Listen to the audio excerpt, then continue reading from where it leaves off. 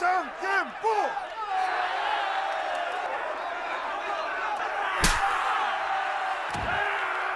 कहानी की शुरुआत में हम जेल के अंदर एक लंबे और मजबूत आदमी को देखते हैं जो बाकी कैदियों के साथ थप्पड़बाजी का मुकाबला कर रहा होता है। देखने में ये आदमी हमें काफी ताकतवर नजर आ रहा था, लेकिन जैसे ही उसके साथ मुकाबला कर रहा मोटा आदमी शिक उसे एक थप्पड़ मारता है, वो चारों खाने चित्त हो जाता है। जिसके बाद शिक खुद को जेल का सबसे ताकतवर कैदी मान लेता है, क्योंकि कोई भी उसकी ताकत देखकर अब उसके साथ मुकाबला करने को तैयार नहीं था। लेकिन तभी अचानक कैदियों की भीड़ के बीच से एक दुबला पतला मासूम चेहरे वाला लड़का ह्युनसू उसके साथ मुकाबला करने के लिए आगे आता है, जिसे देखकर सभी के सभी कैदी उसका मजाक उड़ाने लगते हैं। सबको लग रहा था कि ये बच्चा तो फूंक मारने से ही उड़ जाएगा, लेकिन फिर भी ये मुकाबला करने आ गया। लेकिन ह्युनसू को शिक से जरा भी डर नहीं होता और वो मुकाबले के लिए तैयार होता है। और हाँ, ह्युनसू कोई आम लड़का नहीं है, जिसके बारे में हम आगे जानेंगे। खैर, शिक और ह्युनसू पहले थप्पड़ मारने के लिए स्टोन पेपर सिजर्स खेलते हैं, जिसमें ह्युनसू हार जाता है और पहला थप्पड़ उसी को खाना पड़ता है, जो इतना जोरदार था कि वो पूरी तरह से लड़ खड़ा जाता है।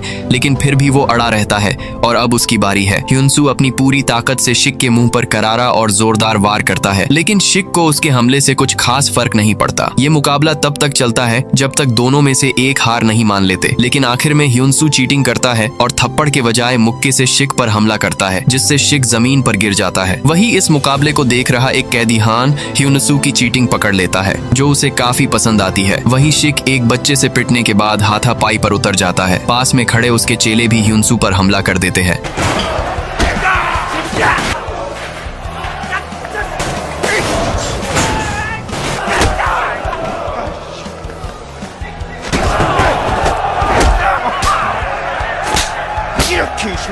ह्युनसू भी बड़ी चालाकी से उनके साथ अकेले लड़ रहा होता है कि तभी गार्ड वहां आकर उनकी लड़ाई रुकवाते हैं और ह्युनसू को मारपीट करने के लिए काल कोठरी में डाल देते हैं। कुछ देर बाद हान उसके पास आता है और उसे समझाता है कि तुम अभी यहाँ नए हो, इसलिए तुम्हें पंगा नहीं लेना चाहिए, और तुमने जिसे आज पीटा है वो बेहद खतरनाक कैदी है, इसलिए तुम्हें थोड़ा संभल कर रहना चाहिए। जिसके बाद हान वहाँ से चला जाता है। अगली सुबह एक कैदी ह्युनसू से कहता है कि शिक और उसकी गैंग अब दोबारा उससे उलझने की कोशिश नहीं करेंगे, क्योंकि हान ने शिक और उसकी गैंग को वार्न किया है कि वो भूलकर भी या गलती से ह्युनसू पर हमला ना करें। ह्युनसू पूछता है कि हान है कौन। वो कैदी उसे बताता है कि हान इस जेल में नियम बनाता है और वो यहाँ का लीडर है, और असल में इस जेल के कैदी ही नहीं बल्कि बाहर भी लोग उससे डरते हैं, क्योंकि वो एक बहुत बड़े माफिया गैंग का बॉस है। और इस जेल में ये ताकत उसे उसके बाहरी नाम से नहीं बल्कि उन लड़ाइयों से मिली है जो जेलर खुद करवाते हैं, जिसे जीतने वाला यहाँ राज करता है। और हान आज तक एक भी मुकाबला नहीं हारा, इसलिए किसी ने कभी उसके खिलाफ जाने की हिम्मत नहीं की। और वो यहाँ एक कैदी की तरह नहीं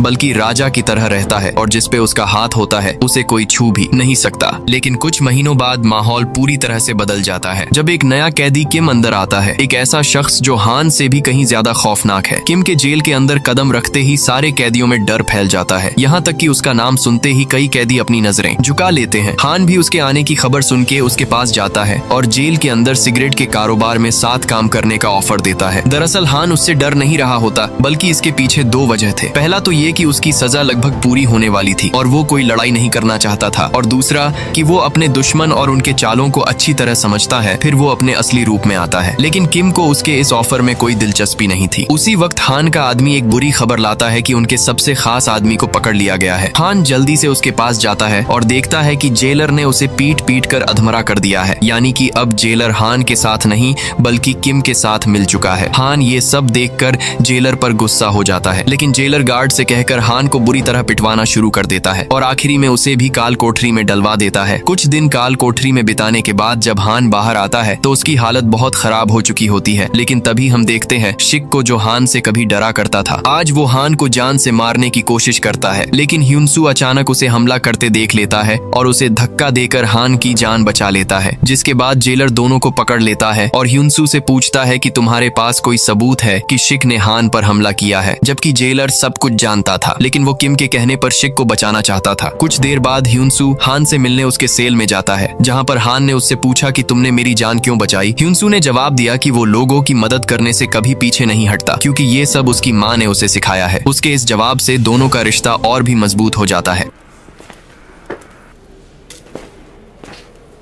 अगले दिन दोनों सीधे जेलर के पास जाते हैं। ह्युनसू जेलर से कहता है कि उसे स्मगलिंग की रिपोर्ट करनी है जो कई दिनों से इस जेल में खुलेआम हो रहा है। ह्युनसू कहता है कि उसके पास इस चीज का सबूत भी है, जिसे देखकर जेलर के पैरों तले जमीन खिसक जाती है। दरअसल ये सब हान ने ही ह्युनसू को जेलर से कहने को कहा था। उस फोटो में जेलर भी साफ नजर आ रहा था। ये सब देखकर जेलर ह्युनसू को थप्पड़ मार देता है। हान भी जवाबी तौर पर जेलर को थप्पड़ मारता है और उसे धमकाते हुए कहता है कि अगर उसके आदमियों ने इन फोटो को जांच कमेटी को भेज दिया तो सबसे पहले जेलर पे ही सवाल उठेंगे और उसकी कुर्सी भी चली जाएगी। बुरी तरह फंसने के बाद जेलर आखिरकार दोबारा हान की साइड हो गया। वहीं ये खबर सुनते ही किम की हालत पतली होने लगी थी। हान ने भी मौका देखकर किम और सिक को जेल के किचन में बंदी बना लिया और उन्हें टॉर्चर करना शुरू कर दिया।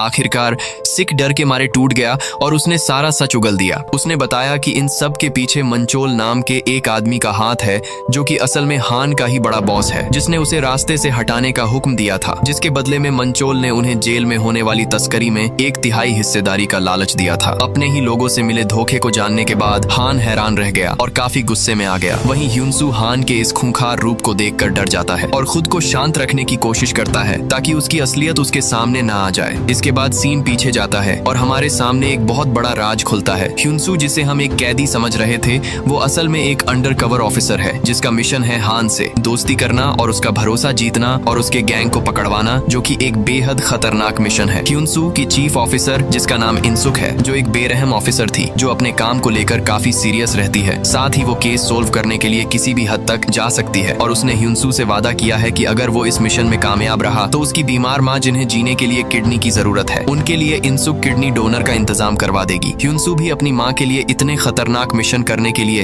राजी हो जाता है। सीन शिफ्ट होता है जहाँ ह्युनसू ने पूरी तरह से हान का भरोसा जीत लिया था। इसी बीच ह्युनसू को इंसुक का फोन आता है जो बताती है कि उसकी माँ के लिए डोनर मिल चुका है। साथ ही वो उसे उसका मिशन याद दिलाती है और उसे पूरा करने को कहती है। कुछ देर बाद हान से मिलने उसके बॉस का भतीजा ब्युंग आता है जो हान का दोस्त है, जो अपने चाचा से गहरी नफरत करता है क्योंकि उसके चाचा ने उसे एक बार सबके सामने उसे बुरी तरह कूट दिया था जो उसे पसंद नहीं आया। ब्युंग को पता चल चुका था कि उसका चाचा हान को मारना चाहता है, इसीलिए ब्युंग अब हान के साथ मिलकर उसके पूरे माफियागिरी को साफ करना चाहता है। हान भी उसकी साइड हो जाता है लेकिन पूरी सावधानी के साथ, क्योंकि उसे ये अच्छे से पता था कि उसके गैंग के लोग किसी के सगे नहीं हैं। यहाँ तक कि उसे ह्युनसू पर भी शक था जिसके बारे में हान ने पहले ही ब्युंग को पता लगाने को कहा था, लेकिन वो उसके बारे में कुछ खास पता नहीं लगा सका। दूसरी तरफ ह्युनसू काफी खुश था इस बात से कि आखिरकार उसकी माँ अब ठीक हो जाएगी, लेकिन उसकी ये खुशी ज्यादा देर नहीं टिकती। अगले ही पल उसे पता लगता है कि उसकी माँ का एक्सीडेंट हो चुका है और वो ह्युनसू को छोड़कर जा चुकी है। इस खबर से ह्युनसू पूरी तरह टूट जाता है। हान भी उसे इस तरह से टूटा हुआ देख परेशान हो जाता है। खुद को शांत करने के बाद ह्युनसू ने इंसुक को फोन किया और उससे गिड़गिड़ाते हुए कहा कि उसे एक दिन के लिए जेल से निकलवाया जाए ताकि वो अपनी माँ के अंतिम संस्कार में शामिल हो सके, क्योंकि उसकी माँ ही थी जो उसके लिए सब कुछ थी। लेकिन जैसा कि हम जानते हैं इंसुक एक बेरहम औरत है और उसके लिए सबसे पहले उसका मिशन आता है, इसलिए वो साफ साफ मना कर देती है। ह्युनसू लगातार उसके सामने रोता है लेकिन वो उसकी एक नहीं सुनती। आखिरी में ह्युनसू ने धमकी दी कि अगर उसे नहीं छोड़ा गया तो वो हान को सब कुछ बता देगा, लेकिन इंसुक उल्टा उससे कहती है कि अगर उसने ऐसा किया तो उसका पुलिस रिकॉर्ड मिटा दिया जाएगा और वो एक मुजरिम बनकर जेल में सड़ता रहेगा। ह्युनसू सोच भी नहीं सकता था कि उसकी चीफ इतनी घटिया किस्म की ऑफिसर है। ह्युनसू इस बात से इतना ज्यादा गुस्से में था कि जब हान उसके दर्द को कम करने उसके पास आया तो पहले उसने हान को जाने को कहा, लेकिन जब वो नहीं गया तो उसने हान के साथ मारपीट करना चालू कर दिया।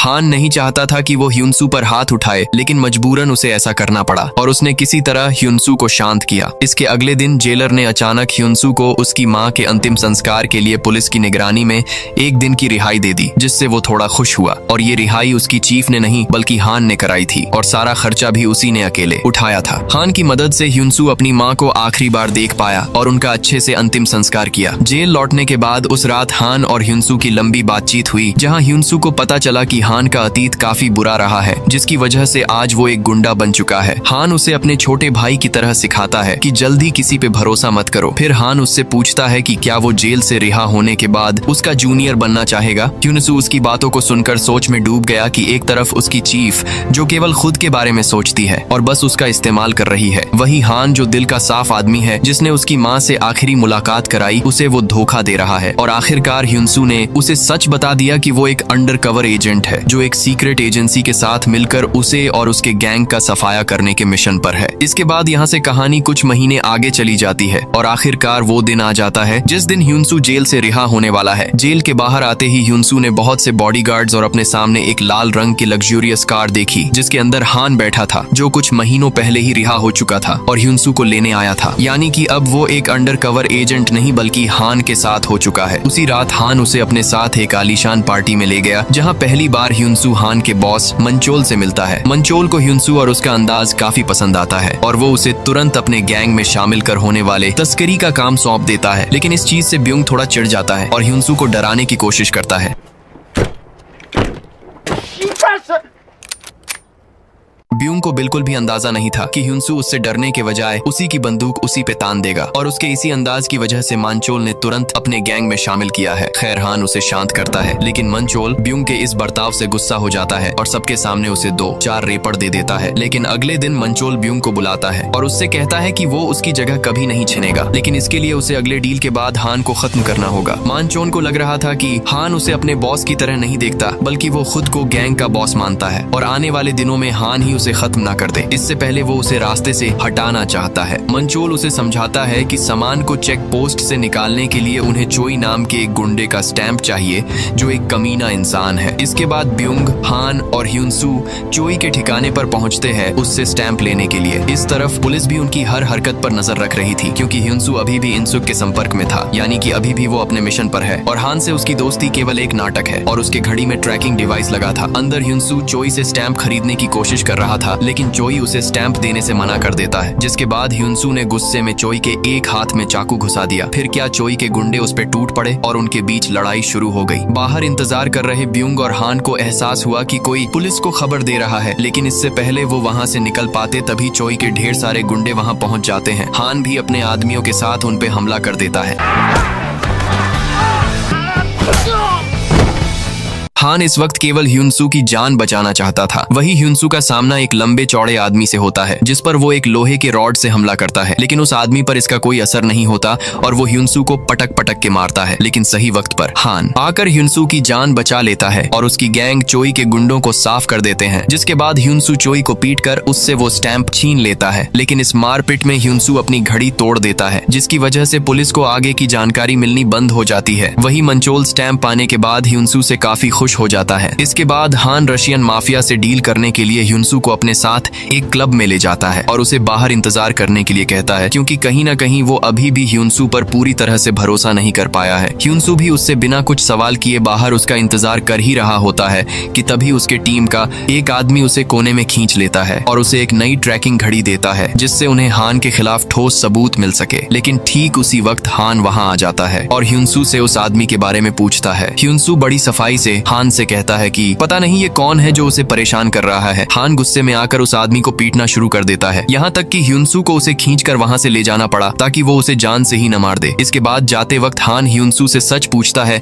कि आखिर वो आदमी था कौन। ह्युनसू ईमानदारी से बता देता है कि वो एक जासूस था जो उसे नई ट्रैकिंग घड़ी देने आया था। ये सुनते ही हान उसे दबोच लेता है और उसकी तलाशी लेने लगता है कि कहीं अभी भी ह्युनसू पुलिस के साथ मिलकर उसे धोखा तो नहीं दे रहा है। लेकिन ह्युनसू के पास से उसे कोई भी ट्रैकिंग डिवाइस नहीं मिलती। इसके बाद हान ह्युनसू को एक सुनसान जगह ले आता है, उससे माफी मांगता है और उसके साथ अपना दर्द बयां करता है। हान कहता है कि उसे अपने पूरी जिंदगी में कुछ मिला है तो वो है अपनों से धोखे, यहाँ तक कि वो जिस शख्स के लिए 20 साल से काम कर रहा है वो भी उसे मारना चाहता है और इसी की वजह से जल्दी किसी पर यकीन करना उसके लिए बहुत मुश्किल है। ह्युनसू हान की बातों से एक बार फिर इमोशनल हो गया और फिर से अपना इरादा बदल लिया और हान से कहा कि वो उस पर यकीन करे, वो आगे हान को कभी धोखा नहीं देगा और उसका पूरा भरोसा जीत के दिखाएगा। लेकिन असली खेल तो अब शुरू होने वाला था। तस्करी से ठीक 2 दिन पहले ब्यूंग ने अचानक हान से एक सवाल किया कि उसने एक पुलिस वाले पर भरोसा कैसे कर लिया। दरअसल ब्यूंग को जेल में ही पता चल चुका था कि ह्युनसू पुलिस का जासूस है जो हान को पकड़वाने आया है, और ये बात हान को भी बहुत पहले पता चल चुका था। इसलिए उसने एक चाल चला और ह्युनसू की माँ का एक्सीडेंट करा दिया, जिससे ह्युनसू कमजोर पड़ गया, जिसका फायदा उठाकर हान ने उसकी मदद की और उसका भरोसा जीत लिया। जिसके बाद ह्युनसू ने खुद अपनी असलियत उसे बता दी, जबकि हान ने उसे अब तक इसलिए नहीं मारा क्योंकि ह्युनसू एक ईमानदार और अच्छे दिल वाला लड़का है, जिसकी वजह से हान ने उसे अपना राइट हैंड बना लिया है, जिस पर वो थोड़ा बहुत भरोसा तो करता ही है। इस तरफ हम ह्युनसू को देखते हैं जो अपनी माँ के कब्र पर गया था और अचानक कुछ अनजान लोगों ने उसे अगवा कर लिया और उसके ऊपर मिट्टी का तेल डालने लगे और ह्युनसू से कहा कि उसका पता उन्हें हान ने दिया है। ह्युनसू इस बात से हैरान रह जाता है कि हान उसे कैसे धोखा दे सकता है, जबकि असलियत कुछ और थी। ये लोग हान के आदमी नहीं बल्कि पुलिस वाले थे जो उसे हान के खिलाफ भड़काना चाहते थे, और उनका ये प्लान काम भी कर जाता है। ह्युनसू गुस्से में आकर होने वाले तस्करी के बारे में इनसुक को बता देता है, जो 2 दिनों बाद होने वाला था। इसके बाद ह्युनसू इनसुक से अपनी माँ की मौत की असली वजह के बारे में पूछता है। इनसुक जानती थी कि उसकी माँ की मौत की वजह हान है, लेकिन वो उसे ये बात कहकर गुमराह करती है कि इसकी जांच हो रही है, क्योंकि अगर ह्युनसू को हकीकत पता चला तो इनसुक का मिशन फेल हो सकता है। इसके बाद ह्युनसू वापस हान से मिलने आ जाता है। उसके चेहरे पर चोटों के निशान देखकर हान उससे सवाल करता है, लेकिन ह्युनसू बिल्कुल चुप रहता है। आखिरकार वो दिन भी आ जाता है जिस दिन तस्करी होने वाली थी। ह्युनसू ने भी पुलिस को उस जगह का पता बता दिया होता है, जिसकी मदद से इनसुक भारी फौज के साथ उस बंदरगाह तक पहुंच जाती है और उन्हें रंगे हाथों पकड़ लेती है। लेकिन जैसे ही वो बॉक्स खोलना शुरू करती है, उसे बॉक्स में ड्रग्स की जगह कुछ और मिलता है।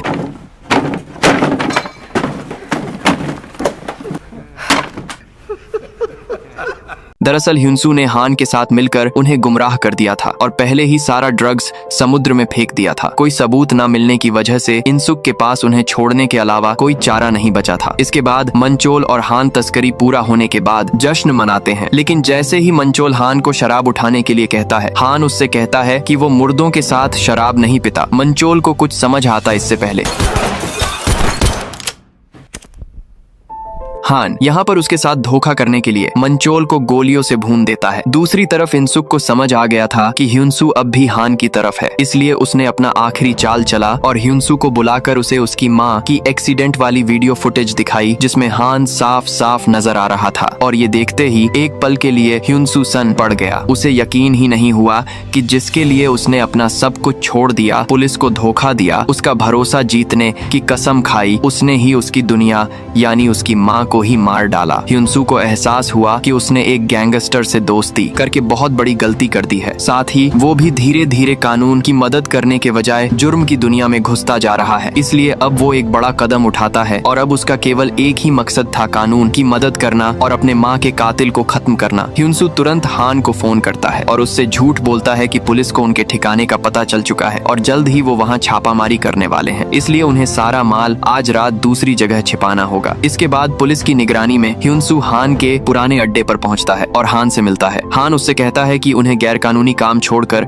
एक नई जिंदगी की शुरुआत करनी चाहिए, जिस पर ह्युनसू उससे कहता है कि तुम केवल लोगों को मारना जानते हो, जैसे कि तुमने मेरी माँ को मार डाला। ये सुनते ही हान समझ जाता है कि पुलिस उसके साथ है और वो ह्युनसू पर बंदूक तान देता है। लेकिन ह्युनसू जानता था कि वो उसे नहीं मारने वाला, क्योंकि उसे यहाँ से भागने के लिए ह्युनसू को मोहरा बनाना होगा। तभी अचानक पुलिस अंदर घुस आती है, लेकिन उन्हें वहाँ केवल ह्युनसू दिखाई देता है। तभी पीछे से हान छिपकर उन पुलिस वालों को गोली मार देता है, लेकिन एक पुलिस वाला ह्युनसू को मोहरा बना लेता है और उसका गला दबाने लगता है और हान को बाहर आने के लिए कहता है। ह्युनसू को मुश्किल में देख हान से रहा नहीं गया और वो तुरंत बाहर आकर उस पुलिस वाले को मार देता है। यहाँ हान चाहता तो ह्युनसू को भी मार सकता था, लेकिन उसने ऐसा नहीं किया और चुपचाप वहाँ से निकल गया। लेकिन रास्ते में इनसुक मौका देखकर हान को अपनी गाड़ी से कुचल देती है और उसके जेब में सबूत के तौर पर ड्रग्स ढूंढने की कोशिश करती है। लेकिन जब हान के जेब से कोई सबूत नहीं मिलता तो वो उसकी कार को चेक करने लगती है। तभी ह्युनसू वहां आकर इनसुक को गोली मार देता है, क्योंकि कहीं ना कहीं वो भी उसकी माँ की मौत की जिम्मेदार थी। इसके बाद ह्युनसू हान के पास आता है